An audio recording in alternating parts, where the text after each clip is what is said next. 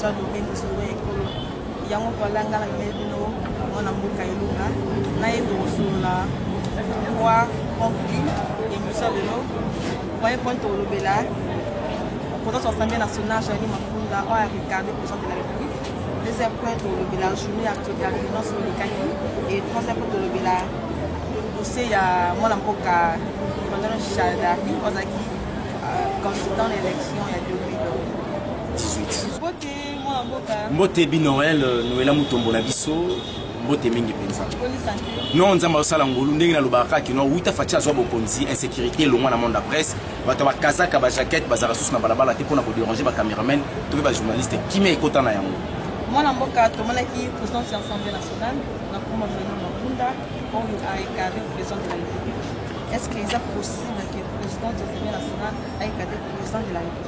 Non, s'il faut peut-être qu'il y ait un terme biblique, c'est un péché mortel. Un péché grave. S'il faut qu'il y ait un domaine scientifique, Jeanine Mapunda n'a pas la conscience. S'il faut qu'il y ait un domaine juridique ou politique, Jeanine Mapunda, il a commis ce qu'on appelle les infractions. Président de la République, c'est une institution. Nous avons ce qu'on appelle l'institution président de la République. Donc, Mapunda, Azali présidente, il y a Assemblée nationale, Oyo, Ezali, institution. Mais, à l'occurrence de la personne qu'on appelle Félix Antoine Tshisekedi Tshilombo, Fati, en un mot, Azali institution. Donc, c'est que le président de la République, Raoui Koloba, soit discours, ordonnance naïe, il ne peut jamais être comptable à l'Assemblée nationale, ni évalué à l'Assemblée nationale. Donc, Jeanine Mapunda, elle a montré de quoi elle est incapable. Et puis, elle a qui s'y faille. Déjà, il y a que bato ya fait fessé au voter qui Mapunda, basala qui choix ya mabe, il a fallu batika le condo, azana président de l'Assemblée nationale. Ba combattre qui parle pour rien. Pour ne pas misa mutu, il a pas perdu Jeanine Mapunda avec l'incompétence. Et ce qui me prend la tête, c'est quoi? Tu sais que moi je fais le droit à l'université. Jeanine Mapunda yo qui si ba juriste est Sony. Et comme le rôle à moi cure. Ba professeur mais biso batina ba on a cour constitutionnelle, au bas président de la cour constitutionnelle. Bayoki Sabiso Sony, ils ont la faculté à droit.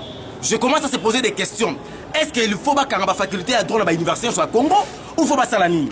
Mapunda n'a pas le droit concernant d'abord le système, le régime politique, tout ça, il y a un système semi-présidentiel bicaméral. Il y a un président de la République et puis un chef du gouvernement. Les chefs du gouvernement, on n'a pas les premiers ministres, hein, mais les patrons de l'exécutif, c'est le président de la République. Et ça a bien mentionné la constitution de la République. On ne peut jamais parler de ces choses. Donc on peut sa leçon morale de Jeanine Mapunda. Et ça lui manque, il y a compétence, il y a connaissance. Donc l'incompétence ne permettre rien comme à un niveau à recadrer le président de la République. Et puis moi je comprends. Et ça Mapunda pensa à 100%. Ba utiliser corps na yeme na maloba ya Kingakati. C'est Kingakati de PC maloba kende ko loba soko boto robomayo pour kuna so ba boto na lionté ba obeto masasi. So ba rato na masasi ba boko na bangando. Ozomona. Autorité morale a fait fessé Joseph Kabila Kabange, c'est lui qui est le responsable ya kotinda Mapunda. Et celui ka Mapunda te. Kwa simeza mukeluka kuluta kwa sime. Kwa simeza mukekuluta ngozani. Mais maman nangai au moins soki na lobi na interprète na beta lisolo oyo lobaki na ozana batik nao na ozana batik nayo batangisa biso na faculté à droit on sait comment détecter le mensonge entre les deux avocats tara ozali 10 ans na barreau 10 ans na barreau ngasko magistrat oh ya ina belema de preuve moko ko ça no ebandeli même le tic parle le geste corporel parle y compris l'expression faciale parle. Mapunda a utilisé message au pesa qui est que kende ko recadrer mutu wana likambote li dissolution ya l'Assemblée nationale. Makambo na tant sénateur Joseph Kabila Kalara pour le bien passionné. Au moins ce bobé Kabila sénateur. Ce bobé sénateur à vie au cancer à sonan. Asa le roi retraité, passionné, mutalongwa musala. Vous comprenez? Et beaucoup de niveau on a pas comprendre que bourgmestre est comme la limiter à l'équipe. Chef du quartier à Matonga le Kabila. Kabila c'est le retard. Moi, je mort Joseph Kabila, président de la République. En aucun jour, tout le monde a dit RDT Kabila, président de l'Assemblée nationale. Que moi, Joseph Kabila, le but de moi, pour Peter Caméra, l'équipe, à contredire, à tout le monde a voté. Pour Nika, on a pas de parti. Il a que ça qui est parti en gagnant une élection. Merci pour la question qui toque. président national les cas a dit ça la maman sous monter que pas gagner l'élection. Nathan Kabila maman, Nathan Kabila qui majorité parlementaire. Bois débauchaki. Aïe comme ça la fusion à Palou. A débauchaki. Et loko ezongi oyo. Ezalaki na 1960 entre Kasavubu et Lumumba. Kasavubu akwena likambo oyo aboyaki kokende kosala coalition na Lumumba yango moni bakendaka na cohabitation. Na cohabitation et petit ma conséquence. Kasavubu na tonga suspendre à révoquer premier ministre quand la lobby n'a pas révoqué président de la République et Pelissimoto Mobutu a récupéré le pouvoir parce que la politique a la possibilité de gérer Mboka, l'armée récupère le pouvoir. Et ça comme Kabila Sala Kayeba qui ceux qui fatiguent une majorité na comme ça nananga et ko permettre bango qui na cohabitation. D'abord qui na cohabitation wana bango ba kosala n'importe quoi. D'abord ça n'importe quoi ba rotina John Numbi, ba rotina chef état-major général ou Noumar à l'époque et tout va récupérer le pays. Tant que tu vas récupérer le pays, tu ressens la carte à conscience de la République, bah vous allez remettre Yemboka. Faut-il comprendre carte n'engage bêta ma qui sont na cohabitation na bateau et simbaté. Vaut mieux n'a pas ça tout Congolais chance. Ne balwara que non, il y a pas un mauvais troupe, mais il y a toujours un mauvais chef. Il avait confiance dans les politiciens congolais, notamment Moutuloko là, Mova Sakani, certains Congolais. Malgré qu'ils ont travaillé sous l'impulsion d'un étranger. Pour sa nationalité, il y a mais pesa yango po, pesa pena carte électeur qui vont voter. Alors, et que ça la que facha accepter coalition. Force ya coalition wana lelo oyo et moi ni noir sur blanc que badongolomi so bazali. Vital Kamerhe à l'époque ne pourrait pas recadrer institution président de la République. Pourquoi? Parce que il avait la connaissance. C'est un homme qui a beaucoup. Kamerhe le so azui à quelque soit diplôme na ye à doctorat na pays nini. Pays, il y a Socrate, s'il vous plaît. Place Socrate attend la classe, la Grèce. Et ça, place pas quelque chose. Donc, c'est un homme de connaissance. Il a la connaissance. Il a bien mûri ce qu'on appelle texte, un principe juridique. Mais Maboune est Marambo à la tête. Maboune est Marambo à la tête. Problème na bango za likambouya. Dissolution, il y a parlement. Quand dissoudre le parlement, ça fait partie de ma prérogative juridique, ma prérogative constitutionnelle, au cas où que crise a dit qu'on persistait entre le gouvernement et le parlement. Ah, Madame Binoël, comment expliquer ce que ma boune roka usanga mungongo, na ajo na zanango, yena aja zanango, abana roka usatu mungongo pour la bouzo boya sali.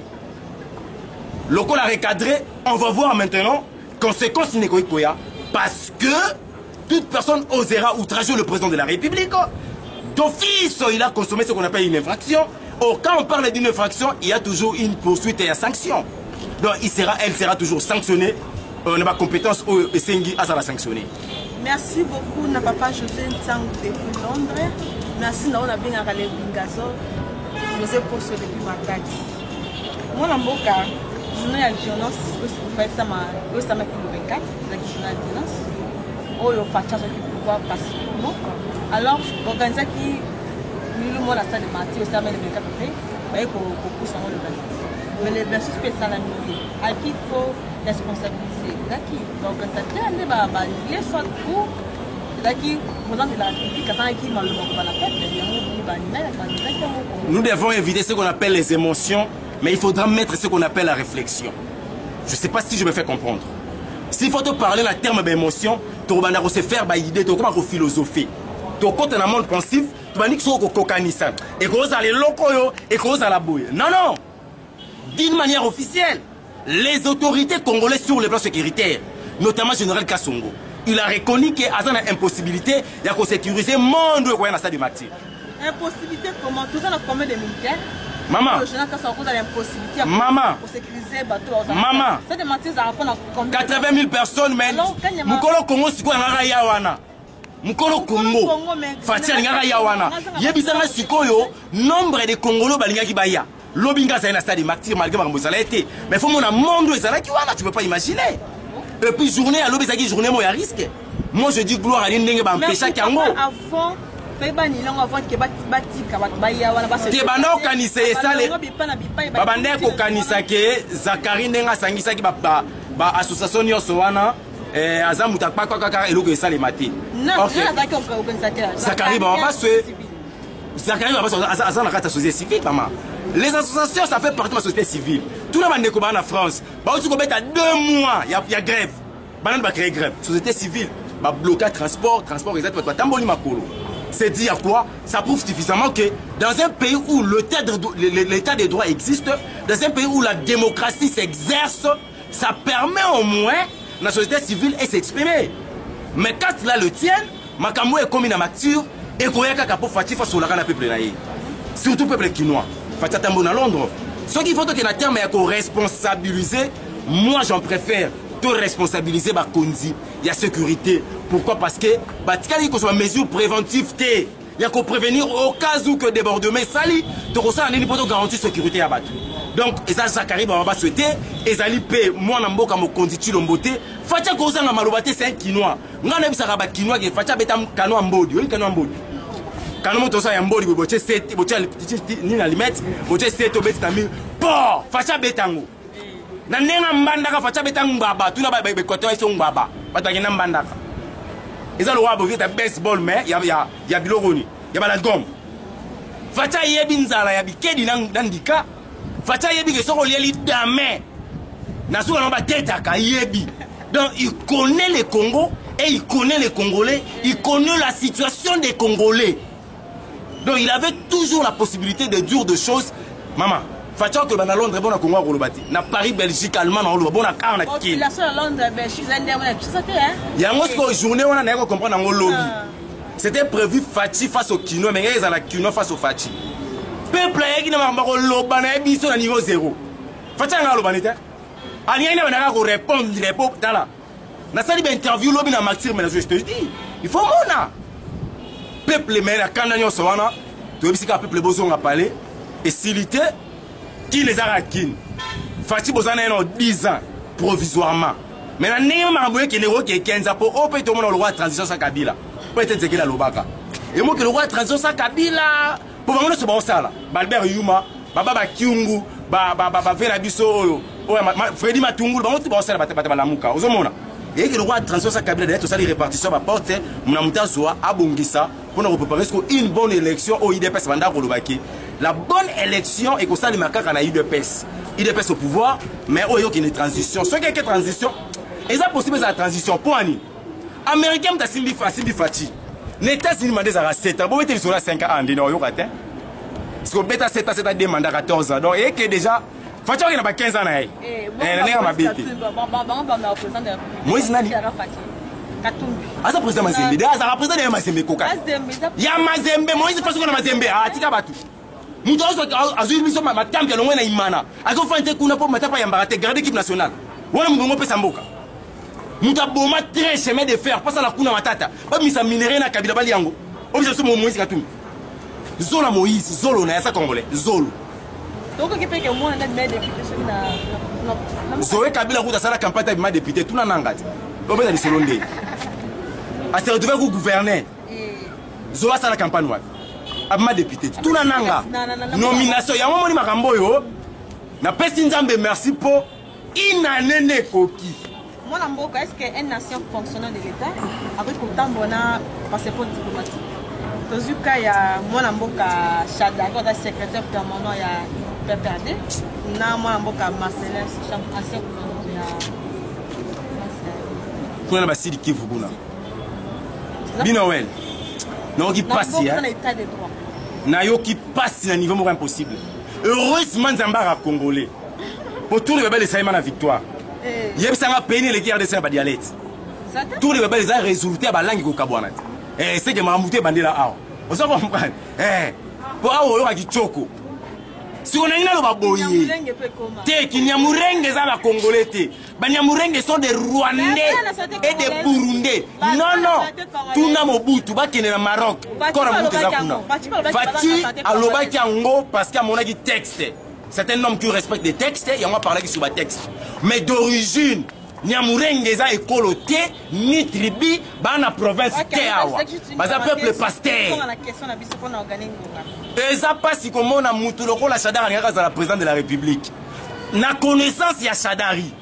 Chadari, tu le sais très bien que tel que tu es là, étant ancien ministre, il y a ministre de l'Intérieur, aussi au Longwa, tu peux jamais, je dis jamais, toucher les documents officiels.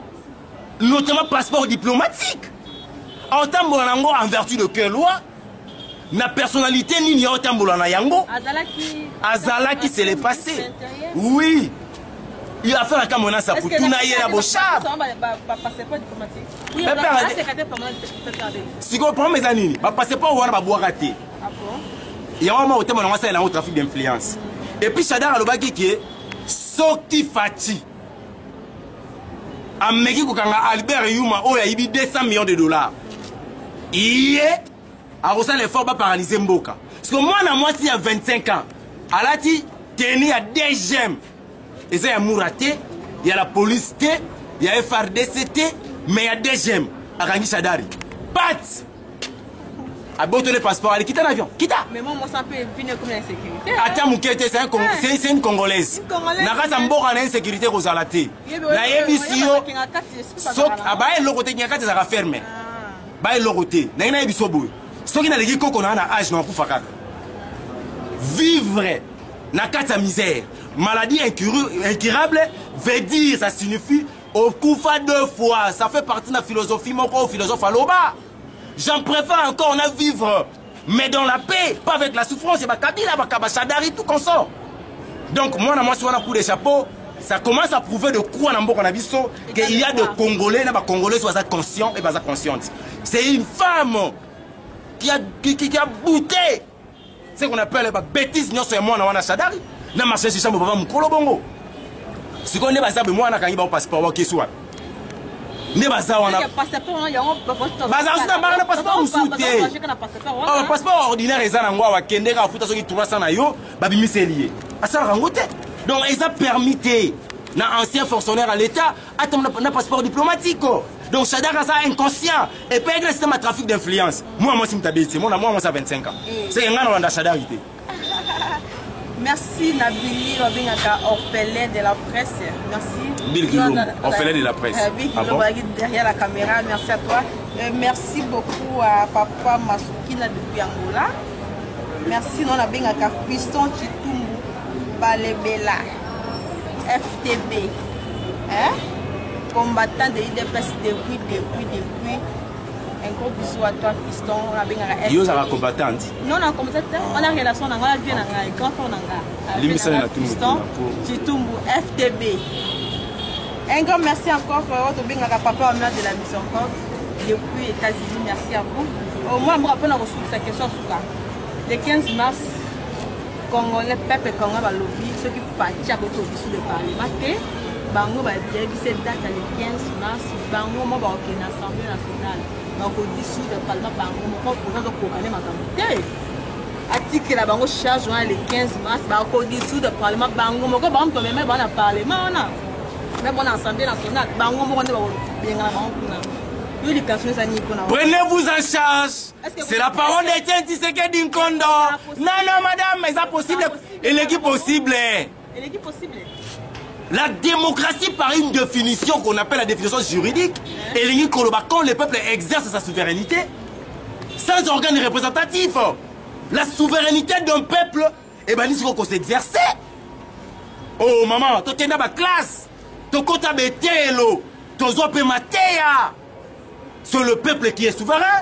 Le peuple congolais comme lui-même a décidé. À Monique Fatia comme il a une impossibilité, une relation amicale.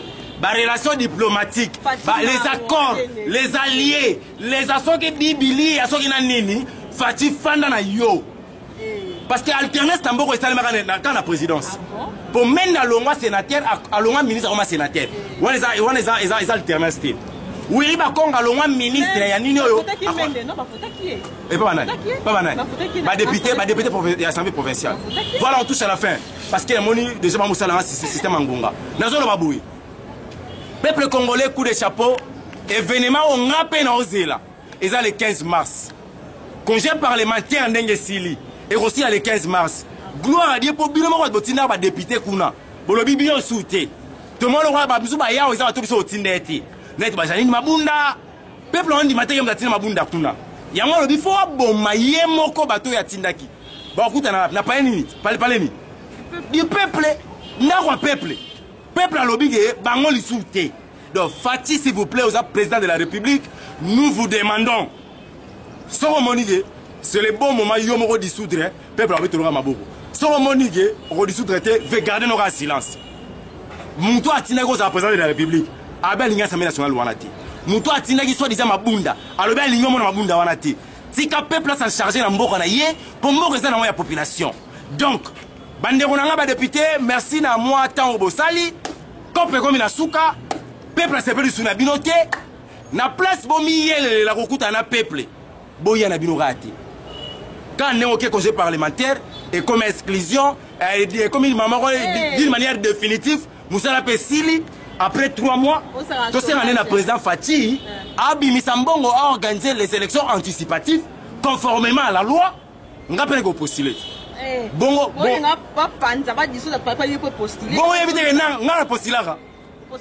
postulé na Kenge, na candidat malheureux na gagné na boyanga na travailler. Si vous avez nanga, Marie-Josée Ifoku. Vous avez assemblée. Nous avons présenté à Sénégal Marie-Josée Ifoku. On a dit que ma mère a charge. Ma mère a charge. Mais on a ma mère Ngamou. Tu me rappelles ma bunda, tu as la taille. Un mot de la fin pour peuple congolais, la convergence des pensées et ça abysso bien. Par la divergence des pensées. Peu importe les opinions politiques, ce qui compte c'est le Congo et le Congolais. Si on se bat comme ça, on crie comme ça, c'est parce que nous voulons dans notre pays de vivre un changement, le vrai changement. Alors, la personne, à l'occurrence de Fatih, a un changement Katsinaye, mais a une possibilité à mettre en pratique. Pourquoi? Parce qu'il est mal entouré. Alors, je demanderai au peuple congolais de s'en aller à Motomoko pour ne pas faire Chilombo Maboko, de façon que le changement est sur les quotas. Peto Imanagata Piatris. Babin Omer, nga menace l'équipe, menace des morts pour l'équipe. Bobo manga pesa bobo manga pour l'équipe ko la bolaki appelle wa petro. Bobo manga. Comme l'insécurité. Insécurité te ba cha sécurité te ba on menace on est insécurité. Nga pa no menacer bango.